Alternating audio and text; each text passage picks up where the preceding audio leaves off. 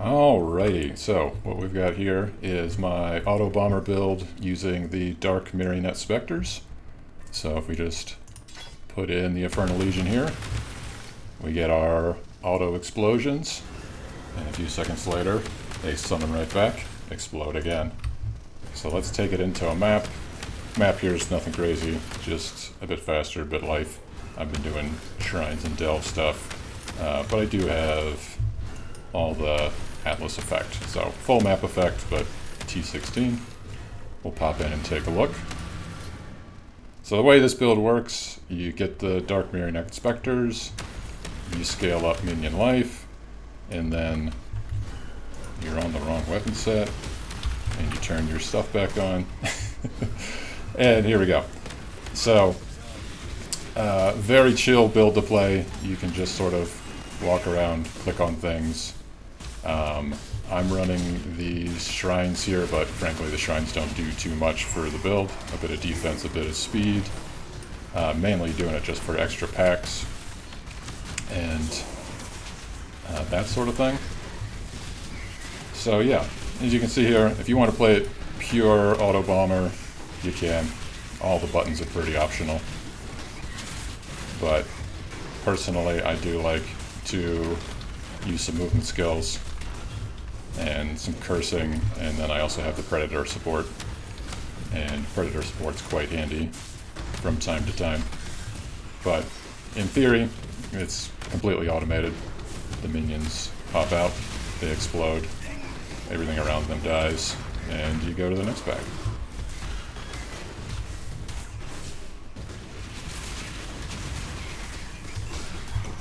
So, super fun build to play, super chill, and really, I've like held off on making a video because every time I log in, I'm like, ooh, there's a little something extra to do, something you can change.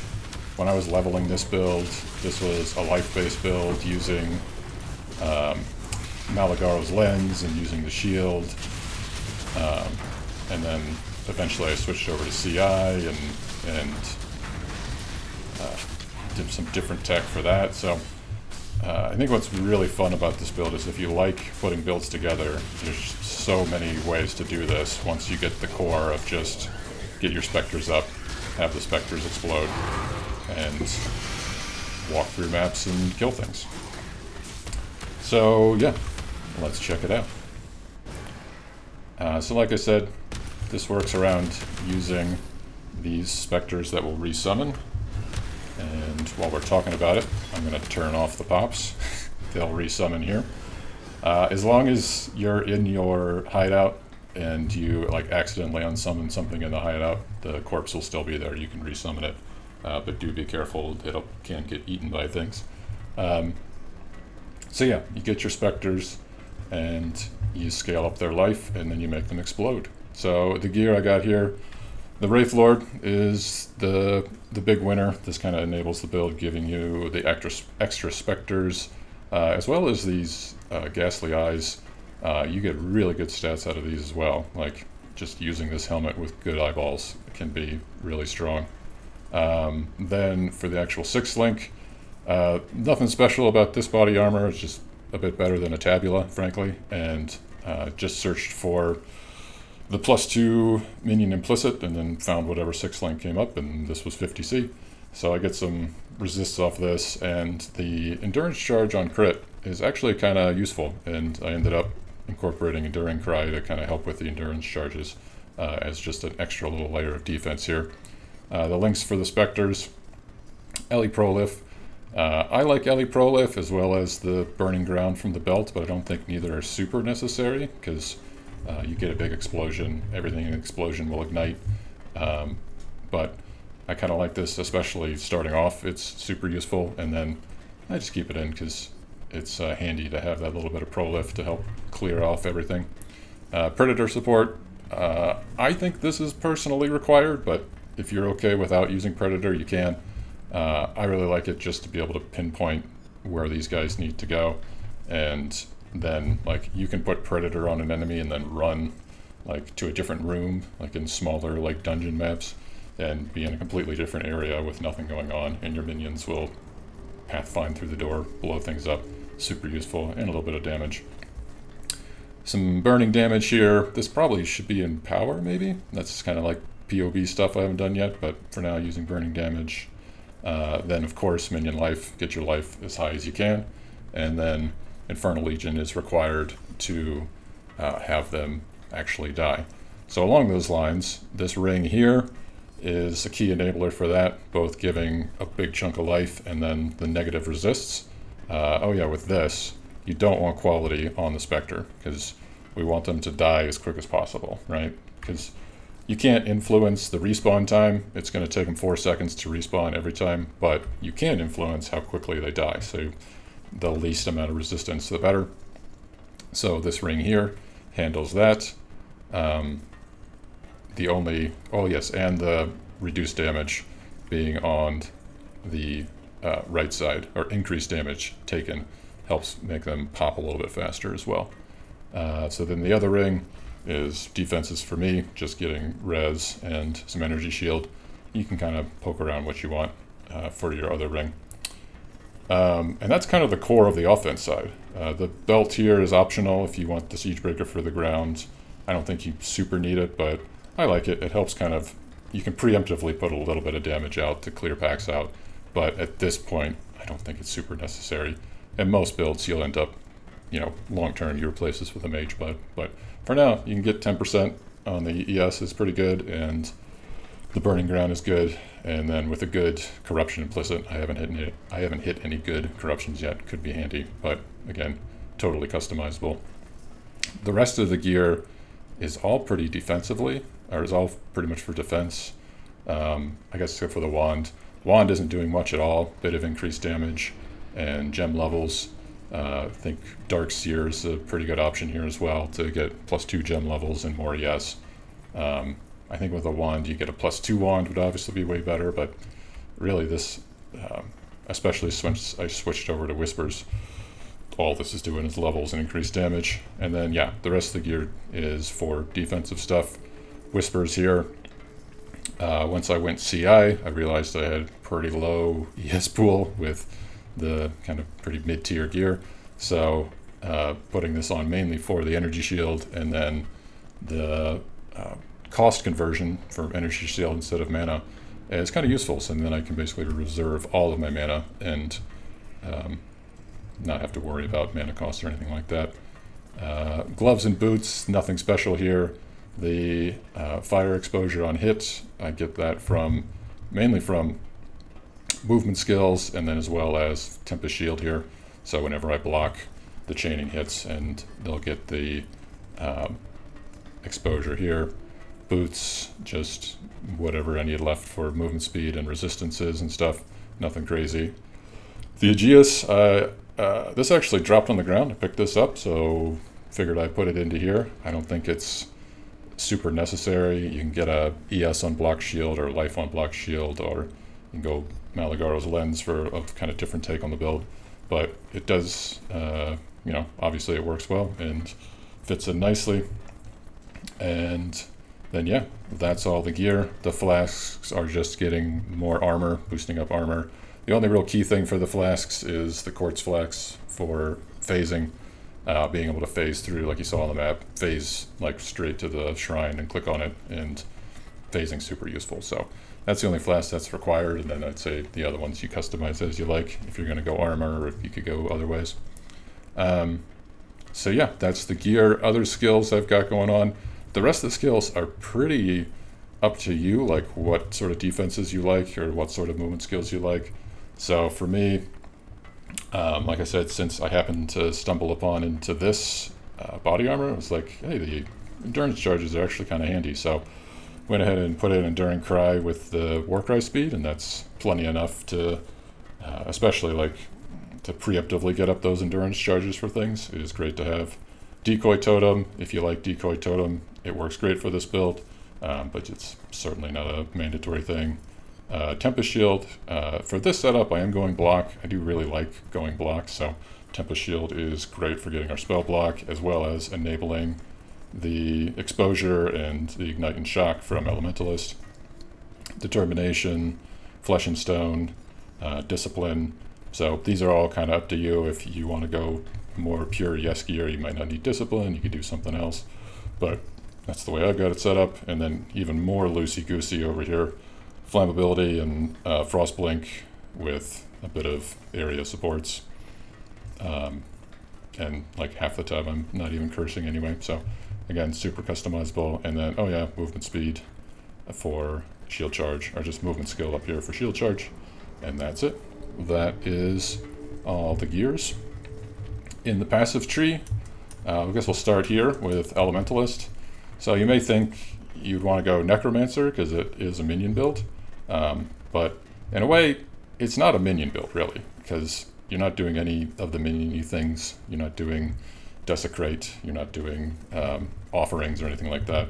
And Necromancer doesn't offer too much outside of its node that's easy and cheap to steal. So I went ahead and stole the Mindless Aggression. Mindless Aggression is the one that gives you like the 20% more life, 10% more damage. And then with Elementalist instead for the extra exposure here. So with the exposure on the gloves, that gets boosted up with this. I used to be using mana, but the mana regen doesn't matter anymore.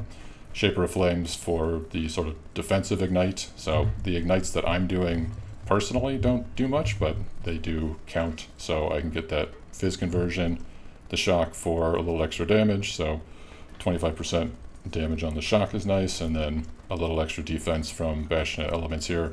I'd say at this point of the game, this is more just for the Reflect Immune.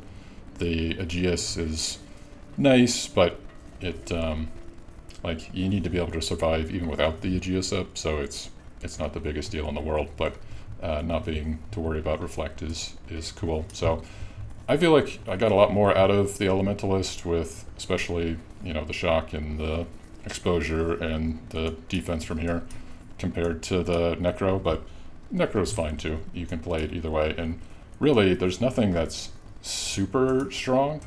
You could even go Juggernaut or other Ascendancies for like defensive purposes, and it would work just as well. So the rest of the tree, get rid of this guy. The rest of the tree here, I guess we'll start with the Supreme Ostentation, the Elegant Hubris over here.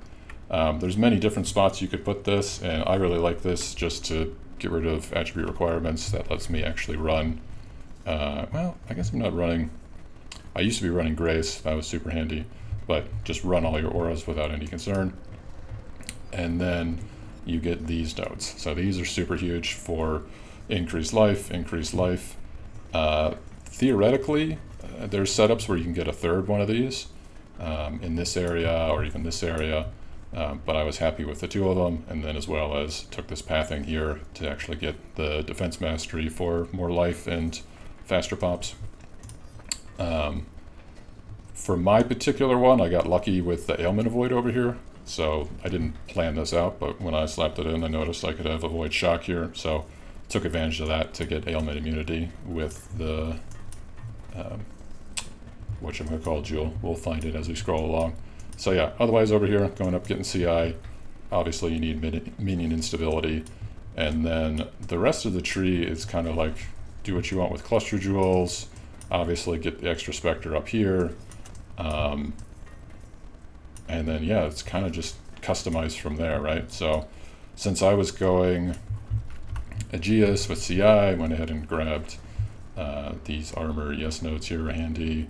Oh yeah, this rune graft of the fortress, you definitely want that with a CI build, because well, I guess with a Supreme Ostentation build, because that's huge. That's a big chunk of my energy shield from there. And then getting what I need to cap block with Glancing Blows. So we do cap block with Glancing Blows here. Get crit immunity with this Watcher's Eye. You know, not the snazziest Watcher's Eye in the world, but getting crit immune is super handy. So getting 50% here, 50% there. And then the cluster jewels. So in the cluster jewels, the one up top is the same for the large one, getting the ignite chance, the increased life and damage, and the damage and some movement speed here. So I think these are pretty much the three best that you want. And then in the small nodes, a key piece of tech here is this life from death. So this is critical. This makes the build work, because without this, they would all just pop at the same time. But what life from death does, as well as the mastery here, this minions recover 5% life on minion death, this creates that staggering, right? So if we start them up again, you'll notice the first round, they all pop really quick. And there's a bigger pause, right? But then you can see each cycle that pause gets a little bit bigger, a little bit longer. So that's what this recover life on minion death does. So that's critical, because otherwise they would all just spawn at once, they would all explode at once, and yeah, you really want this. This is key to make the build work. So you can see it takes maybe like, it's like 4 to 5 cycles is when it gets really smooth, but after like the first 2 cycles, you're pretty much good enough to run around and not worry about where it is. So yeah, other stuff in the cluster jewels, just more damage, more life. Got the whatever's gaze here for a little more burning damage. This Megalomaniac is just another way to get another Raise and Pillage in to get more Ignite chance. I got super lucky with this, and overall, a lot of this gear just, like nobody's playing this build, so a lot of these minion life gear was super easy and pretty cheap to find. Like, this is a pretty rare jewel to have 3 minion nodes, and it was like, I don't know, 50 C, I can't remember. But yeah, this is just getting more minion life, another life from death, and the chance to ignite here. So yeah, that's the main thing for the cluster jewels. Same idea up here. Got this eye for avoidance and corrupted blood stuff, and crit stuff, change. So yeah, other than that, I guess there's the eyes and the helmets. These eyes are just looking for minion life is the main one, so getting that increased life is what I was looking for most of it, and then kind of filling in what you're looking to avoid. So I got bleed avoid out of here. I get a little bit of stun avoid. Stun's one thing I haven't like fully solved, but stun doesn't matter at all on this build outside of like some particular defensive scenarios where you can get stunned and not be able to escape. So it's how much you want to deal with stun is kind of up to you, but I've found stun's not a big deal. Because yeah, one key thing, this damage is unstoppable, right? Like, it doesn't matter if you're frozen or petrified or whatever it is, these minions like will respawn in 4 seconds. So any delays or slows or anything like that, the damage will come out. So getting stun locked doesn't really matter. It just means you'll stand there for a second longer and wait for the next pop to clear out whatever's stunning you, right? So that's really the only thing left in this build, I feel, that I could maybe massage out, but it's not that big a deal. So yeah, that is the tree and the Ascendancy. What are we looking at? Pantheon here. The only real thing for the Pantheon is to get immune to Burning Ground. CI build, you kind of have to take this to be immune to Burning Ground. And then I went with Lunaris, but it's up to you. You could go this for a little less damage over time. This one's not as useful, but personal preference. Mercenaries. So there's 2 good mercenary options. Either the Blade Ambusher or the Blade Biter here.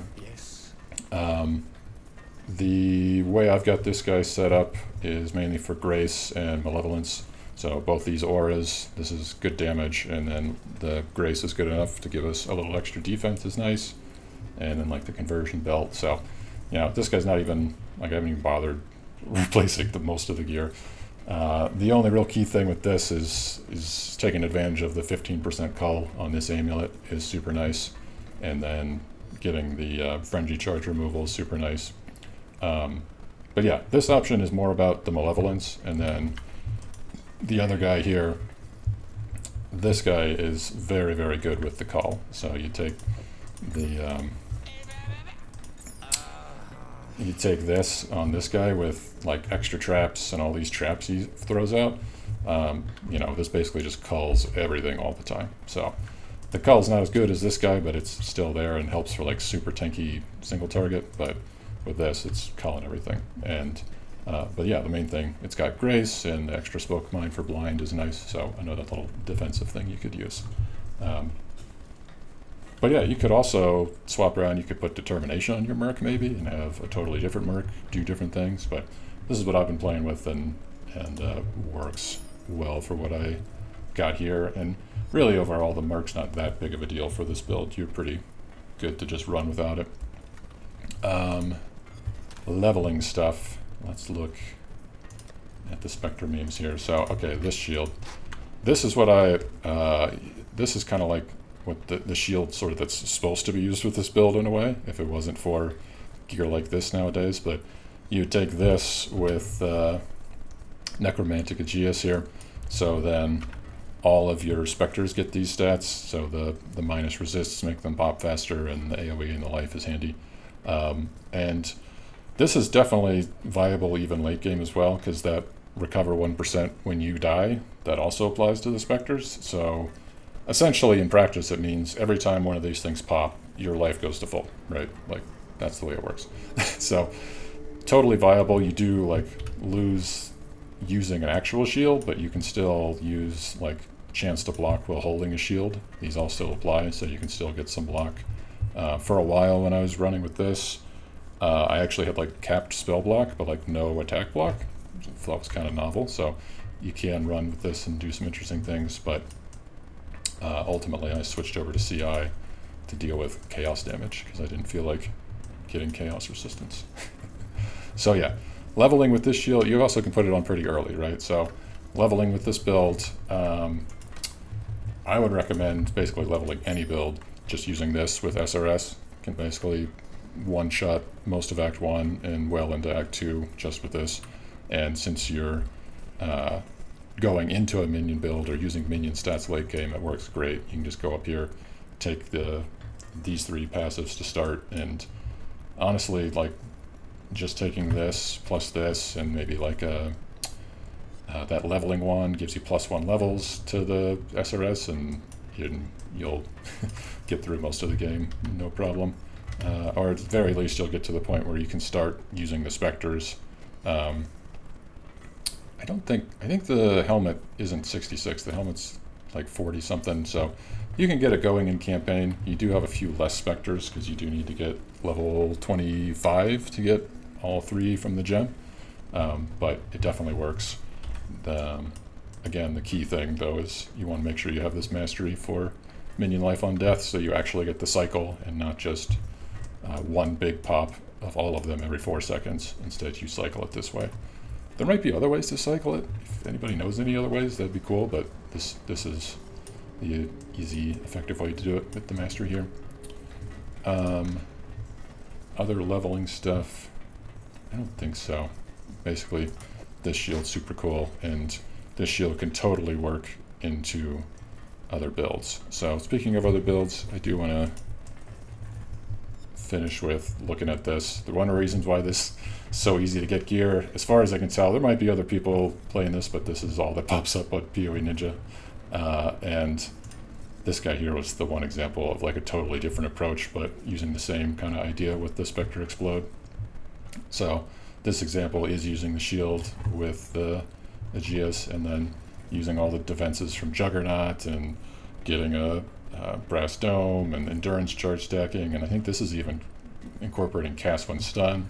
Super cool stuff. So this is what I'm saying, like a lot of builds I've played this league, you kind of get to that point where it's like pretty much solved. You're just like, all right, this is what you do, this is how you do it, this will make it work. But with this build, like, you get your 6th Link and the Wraith Lord, and then the rest, you have lots of flexibility, lots of fun ways to try to scale how you want your defense to work, how you want, even like down to the Ascendancy, like which Ascendancy. There's nothing really locked in. So lots of different examples on here, lots of different fun ways to put this build together. Super strong, lots of scaling. Like, this gear is bottom tier and still able to easily do T16s, like T16 and a half's been farming that. But really the main thing, maybe I'll end on some juice. Oh, I do have some juice. Doing delve, so I'm around 400 here in delve, and might as well hop in. Being able to just cruise through the delves here, actually turn on the pops, is kind of the best. So this is where like the block and the crit reduction come in. So and you can see after a couple cycles, the pops become pretty consistent, and then you're good to go. And so yeah, the only real scary thing is the mana donut, the big blue donut. You see the donut, make sure you just run right to the middle of the donut and have the minion pop. Kill the guy as fast as you can. Soul Eater's not too big of a deal. You can just decoy totem. So yeah, that's the build. I can just kind of sit here and, I mean, this encounter is a total joke throughout Delph, but you can see, like, AFK, don't have to do anything, don't have to push any buttons. If anything does happen to hit me, it might crit and put my endurance charges up. Yep, see, there we go. So now I got endurance charges. Oh yeah, well that's going on. I forget it pauses now. There was one last thing, yeah, this. So I used this just to finish getting the attack and spell block, and that little increased critical strike chance against you actually synergizes with this gain endurance charges when you take a crit. So obviously you need the crit damage reduction to make it work, but cool little thing you can find just slapping stuff together and making builds work. So yeah, super cool build. This is definitely going to be like my league finisher. I was able to finally do like Maven and clean up some stuff with this and finish game. It's not the absolute best boss killer in the world, because in Affliction League it had the 1 second cooldown, and so, you know, you didn't have to scale it by Ignite, I just scaled it by hit. But the Ignite scaling works just as well, and super great, lots of fun. So yeah, check it out, and have a good one.